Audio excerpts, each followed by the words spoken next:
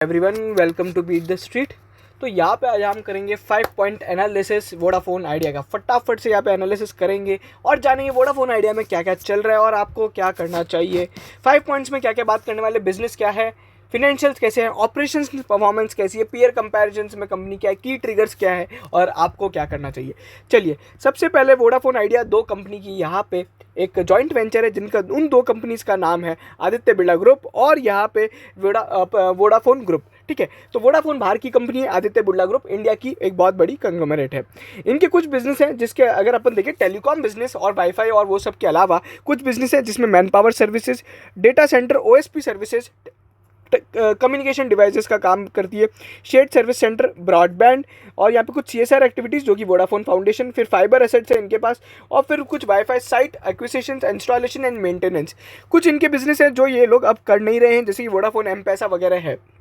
अच्छा, अगर आप बिजनेस की परफॉर्मेंस की बात करें तो इनकी जो बिजनेस परफॉर्मेंस है यहाँ पे अगर अपन देखेंगे तो यहाँ पे खराब रही है। अगर आप देखोगे, they are continuously losing their है ना market share and in terms of customer और इन टर्म्स ऑफ एनीथिंग। अगर अपन देखें यहाँ पे yes, so here it is, तो यहाँ पे सब्सक्राइबर लॉस जो हो रहा है वो आप लगातार यहाँ पे देख सकते हो, सब्सक्राइबर लॉस हो रहा है और ARPU जो कि एवरेज रेवेन्यू पर यूज़र है वो लगातार कम हो रहा है। एंड अगर आप देखेंगे चर्न रेट जो जितना ज़्यादा होता है उतना यहाँ पे प्रॉब्लमेटिक है। तो ये सारी चीज़ें हैं जो यहाँ पे प्रॉब्लम क्रिएट करती जा रही है। तो बेसिकली ये इनकी कुछ यहाँ पे ऑपरेशनल परफॉर्मेंस है जो कि वीक होती जा रही है। फिनेंशियल्स की परफॉर्मेंस अगर आप देखोगे तो कंपनी के पास यहाँ पे एक चीज़ अच्छी हुई है कि कंपनी के पिछले साल से यहाँ पे जो नेटवर्थ है वो यहाँ पे इंक्रीज हो गई है। सॉरी यहाँ पे अगर आप देखोगे तो नेटवर्थ यहाँ पे डिक्रीज हो गई है। यहाँ पे कंपनी की नेटवर्थ अगर आप देखेंगे, अब they have turn to the negative net worth.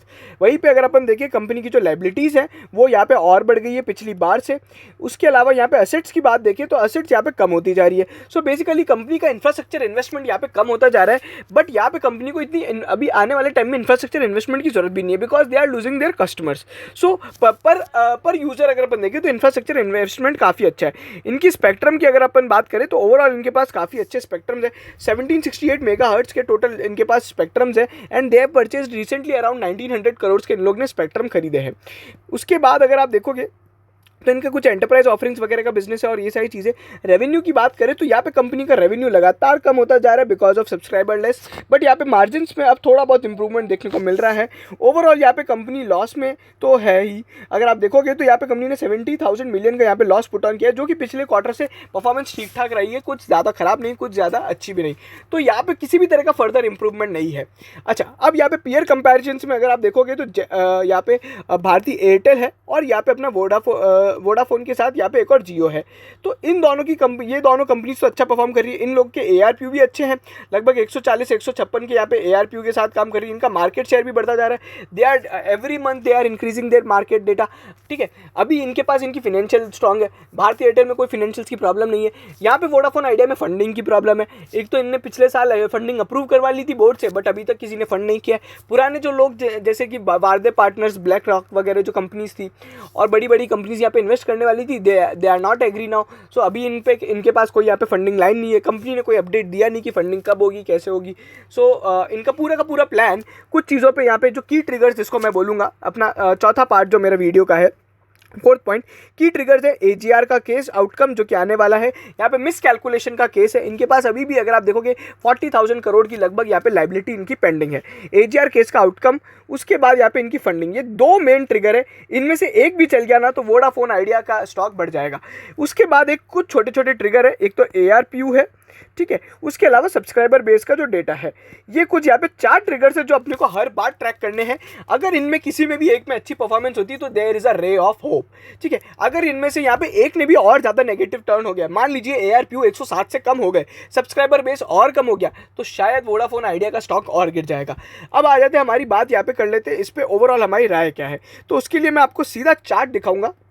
अगर हम बात करें चार्ट की तो वोडाफोन आइडिया ने हर बार यहाँ पे ना वॉल्यूम गेन के साथ प्राइस गेन दिखाया था। अगर आप देखोगे तो ऐसा हर बार हुआ है, बट लास्ट जो अभी अगर मैं ये जब वीडियो बना रहा हूँ तो लगभग 9 रुपये का भाव है, बट यहाँ पे अभी वॉल्यूम गेन है बट प्राइस गेन नहीं है। अब यहाँ पे क्या हो रहा है, ये रिजल्ट के साथ साथ बेयरिश जोन में जा रहा है, तो अभी ये 9 रुपये के लगभग चल रहा है। 11 रुपये इनका बेसिकली रेजिस्टेंस है, अगर हम बात करें रेजिस्टेंस है, और यहाँ पे 8.62 का यहाँ पे लगभग 8 साढ़े 8 का इनका एक सपोर्ट जोन है। तो इस बीच में ये अगर रेंज बाउंड रहता है तो यहाँ पे किसी भी तरह का कोई ब्रेकआउट नहीं आएगा, ठीक है। यहाँ पे ब्रेकआउट के लिए क्या चाहिए, 11 रुपये पे अगर वॉल्यूम गेन आता है अच्छा खासा तो अपने को एक ब्रेकआउट आप कह सकते हो। तो यहाँ पे क्या होता है, ये छोटे छोटे स्टॉक होते हैं ना, इनमें वॉल्यूम और प्राइस एक्शन के साथ ही यहाँ पे ब्रेकआउट आ जाता है, भले कोई खबर हो या ना हो। क्या करना चाहिए, इसको एक इन्वेस्टमेंट पर्पस के लिए आप रख सकते हो, बट मैं क्या बोलूँगा, टोटल टेलीकॉम एक्सपोजर, मान लीजिए मैं अगर 1 लाख रुपए के भारतीय एयरटेल लेता हूँ, जो कि I am very bullish on भारतीय एयरटेल, तो यहाँ पे आप क्या कर सकते हो कि थोड़े बहुत 10-20 हज़ार के आप वोडाफोन आइडिया ले लो। किस भाव पे लो, 9 रुपये से कम पे, 8 से 9 रुपये के भाव पे लो। 7.5 रुपये का एक स्टॉप लॉस लगाना थोड़ा ज़रूरी हो जाएगा, अगर उससे कम जाता है तो यहाँ पे प्रॉब्लम क्रिएट हो सकती है। तो ये थी मेरी पूरी एडवाइस। और यहाँ पे टारगेट क्या हो सकते हैं आने वाले टाइम के लिए, देखिए टारगेट उन 4 फैक्टर पे डिपेंड करते हैं, उसके बाद ही अपन कुछ कर पाएंगे। अगर यहाँ पे 11 रुपये तोड़ता है तो 12, 13, 15 तक आ जाएगा। फंडिंग या फिर एजीआर की कोई भी न्यूज़ पॉजिटिव आती है तो ये सारे टारगेट्स अचीव हो सकते हैं। बाकी यहाँ पे ओवरऑल यहाँ पे डाउनसाइड थोड़ी लिमिटेड है, बट कंपनी के फाइनेंशियल्स में अभी भी प्रॉब्लम चल रही है। कंपनी ने बोल दिया है कि हमारे इन्हीं सब फैक्टर्स पे यहाँ पे सारी कंपनी चलेगी नहीं चलेगी, ये डिपेंड करता है। तो ये था हमारा 5 पॉइंट एनालिसिस, जो कि एकदम क्विक था, point to point by beat the street इस पूरी सीरीज का नाम है। हम लोग ने वोडाफोन आइडिया का एक डिटेल्ड एनालिसिस भी किया है, वो आप देख सकते हैं, जिसका डिस्क्रिप्शन लिंक में डाल दिया है, जिसका वीडियो का लिंक डिस्क्रिप्शन में डाल दिया है।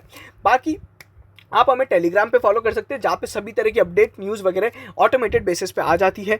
आप हमें ट्विटर पे फॉलो कर सकते हैं, आप हमें इंस्टाग्राम पे भी फॉलो कर सकते हैं। और प्लीज़ प्लीज़ प्लीज़ अगर किसी को कोई भी डाउट है स्टॉक मार्केट से रिलेटेड तो दे कैन व्हाट्सएप अस। आप हमें यहाँ पे कोई भी क्वेरी पूछेंगे तो हम आपका जवाब देंगे, ठीक है। बस आप हमसे कोई भी तरह की स्टॉक रिकमेंडेशन मत पूछिएगा, दो कि वो पेड है। बाकी सारी चीज़ें जो है एकदम फ्री है। और अगर मैं जानता हूँ ये यूट्यूब पर बहुत कम लोग करते हैं, और मतलब शायद कोई नहीं करता होगा कि आपको वो हमारा व्हाट्सएप नंबर वगैरह दे दे, तो आप हमें व्हाट्सएप कर सकते हैं, जिसका नंबर यहाँ पे डिस्क्रिप्शन में दे रखा है। Thank you, stay safe, stay healthy and do better investing. और फंडामेंटल बढ़िया स्टॉक में पैसा लगाओ। जो ये छोटी मोटी कंपनियां हैं जो मल्टी बैगर ढूंढने के चक्कर में बड़ी बड़ी कंपनीज को मिस आउट मत करो, ये बहुत बड़ी प्रॉब्लम है। एशियन पेंट्स, एसबीआई कार्ड, ये जो कंपनीज़ है, अगर आप देखें रिलायंस इंडस्ट्रीज़, टीसीएस, इन्फोसिस, इन लोगों को अपन इग्नोर कर रहे हैं। अपन ये सोच रहे नेक्स्ट आईटी स्टॉक ढूंढ लेते हैं, अपन लगा लेते 3i इन्फोटेक में पैसा। मेरा उस पर एडवाइस अलग है, बट यहाँ पे क्या है ना, उन कंपनीज़ को मिस आउट कर रहे हैं। और ऐसा नहीं है उन कंपनीज ने रिटर्न नहीं दिए। अगर आप हमारे ट्विटर पे देखोगे तो हम लोग ने जो भी रिकमेंडेशंस दी थी सारे फंडामेंटल बढ़िया स्टॉक में था। 2300 रुपये पे हमने एशियन पेंट्स बताया था, इट्स नॉट 3000। एसबीआई में हम लोग ने 380 पे बताया था, अभी 420 430 चल रहा है।